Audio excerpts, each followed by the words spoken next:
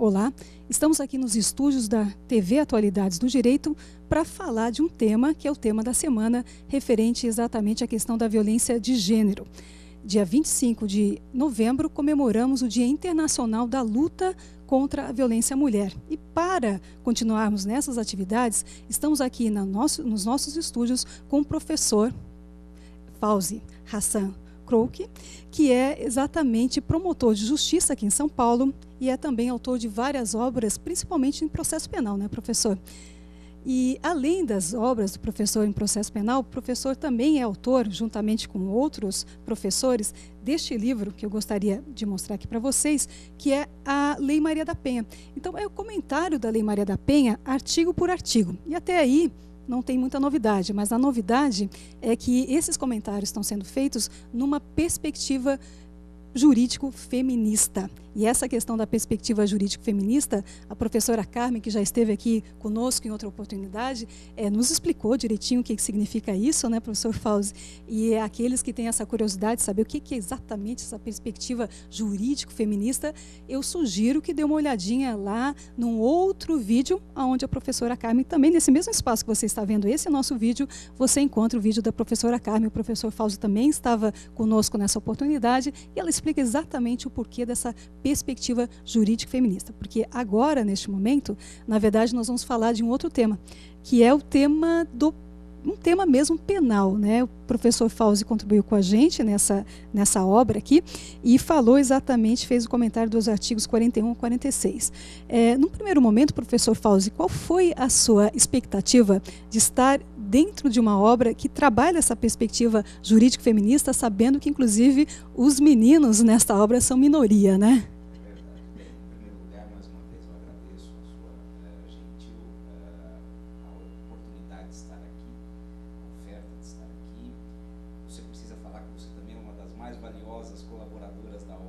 Opa! E, de fato, do ponto de vista técnico, foi uma grande satisfação ter participado da obra a partir desse olhar feminista, porque me parece ser o viés essencial para a correta interpretação e vivificação da lei, né? Não é possível entender a Lei Maria da Penha fora do seu contexto sociológico, fora do seu contexto histórico, fora do seu contexto político, para se alcançar a melhor e mais adequada interpretação dos instrumentos jurídicos em sentido estrito. Então, nesse sentido, a minha filiação a esta visão foi muito prazerosa e naturalmente decorrente da minha própria visão de como melhor interpretar a lei. Muito legal. Então, realmente, é só para registrar aqui que nós temos 26 autores e somente 6 do sexo masculino. Então, e esse olhar feminista é um olhar importante, como o professor Fauzi mencionou aqui, porque ele dá uma outra visão, realmente dá uma outra visão para esse tema tão importante que é a questão da violência de gênero, né? Agora, professor Fauzi, então, trabalhando mais especificamente sobre a sua participação nesta obra, comentando os artigos 41 a 46, e é o tema que me parece o mais polêmico de todos, que é exatamente a questão da representação. Saber se a nova lei, quer dizer, a Lei Maria da Penha, com o seu artigo 41, né, se estaria afastando ou não afastando a aplicação da Lei 9.099.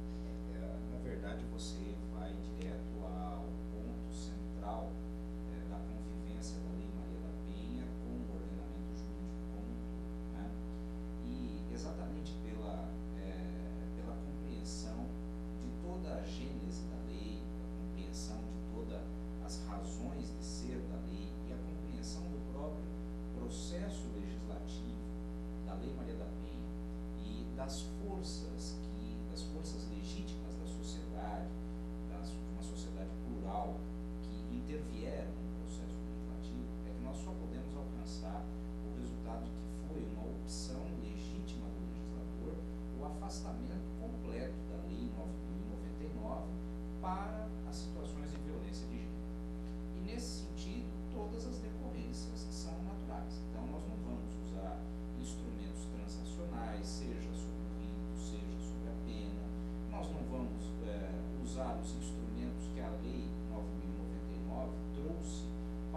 casos que são da sua órbita de competência. Então, nesse sentido, aquilo que o Código Penal não dispõe como necessário para a representação, a Lei Maria da Penha também vai no mesmo caminho. Então, nós afastamos a representação nos casos em que o Código Penal não a exige, e mantemos a representação nos casos em que o Código Penal ainda faz por exigir, né?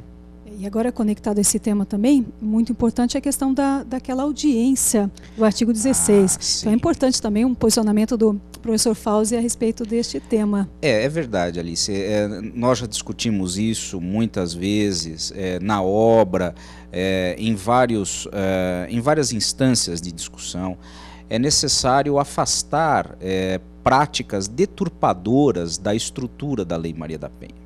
O artigo 16, ele tem uma finalidade clara, concebida em todo o processo legislativo para preservar a verdadeira e pura autonomia da vontade da pessoa agredida, naqueles casos em que ainda se depende de representação, né, agredida no sentido de ofensa ao bem jurídico, né, nos casos em que ainda se depende de representação, quando uma, entre aspas, retratação desta representação acontecer, nós saímos da mera possibilidade de que isto aconteça numa delegacia de polícia, e a Lei Maria da Penha exige que esta retratação ela aconteça numa audiência em juízo anterior ao eventual recebimento da denúncia, né, para que no fórum, num ambiente que, é claro, não é absolutamente imune a pressões que aconteçam da porta para fora da sala de audiência, mas que ao menos na sala de audiência, esta mulher perante um juiz de direito, perante o promotor de justiça, diga: é da minha legítima vontade, sem qualquer coação, que eu não quero que o caso siga adiante.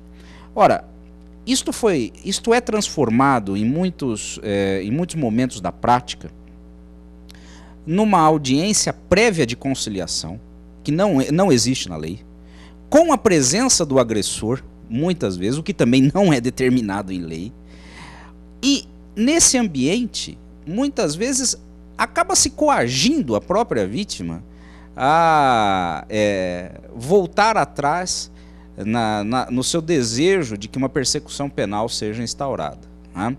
Então, me parece, no caso do artigo 16, me parece haver uma deturpação prática absurda daquilo que a lei dispõe, porque discutir-se do ponto de vista jurídico, a Lei 9.099 vive ou não vive perante a Lei Maria da Penha, nós até podemos compreender isso, embora como estamos dizendo aqui, com uma determinada posição de minha parte, eu acredito que também seja a sua, vamos afastar a Lei 9.099.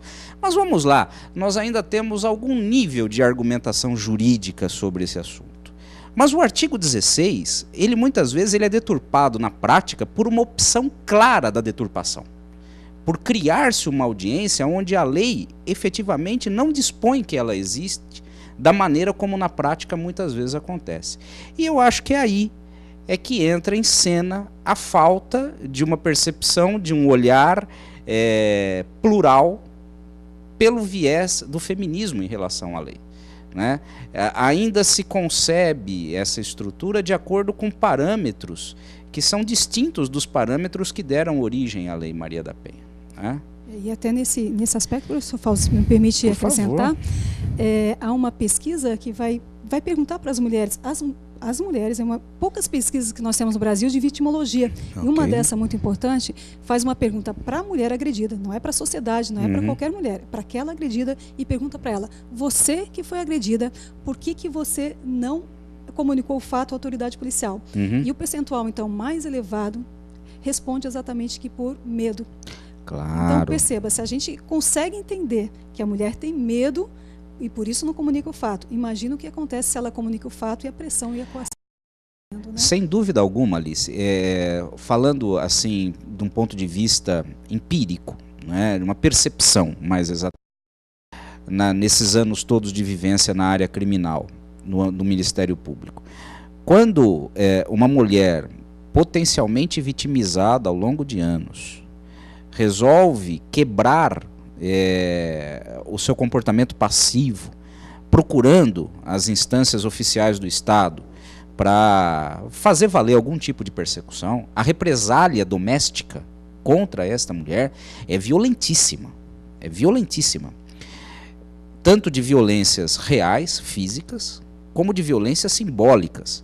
Porque muitas vezes essa mulher é totalmente dependente com os filhos daquele que é o agressor, né? Então as violências aí não são apenas as físicas, são as psicológicas também.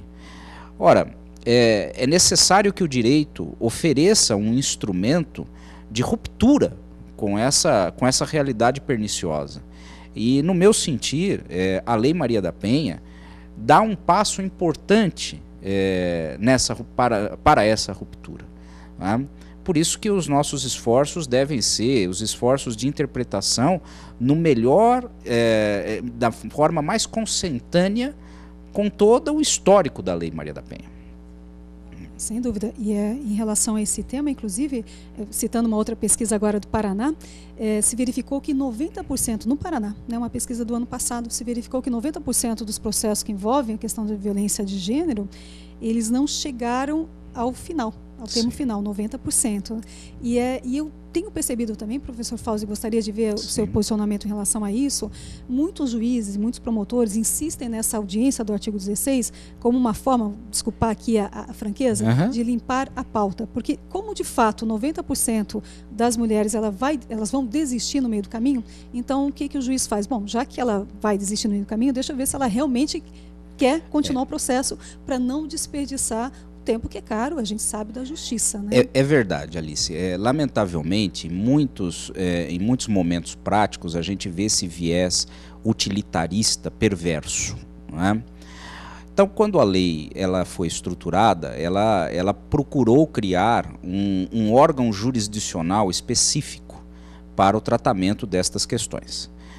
A criação desse órgão não é automática, não foi automática a partir do momento que a lei entrou em vigor, mas uma criação progressiva, de acordo com a organização judiciária, as capacidades orçamentárias do Poder Judiciário de cada Estado.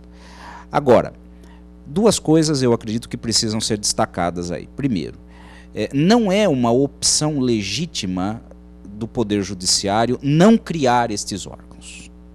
Em primeiro lugar, e eu acredito que nós precisaríamos trabalhar, inclusive do ponto de vista jurídico, instrumentos para compelir o Poder Judiciário a criar essas estruturas específicas. Então, esta já é uma outra discussão que demanda outros argumentos e uma outra reflexão.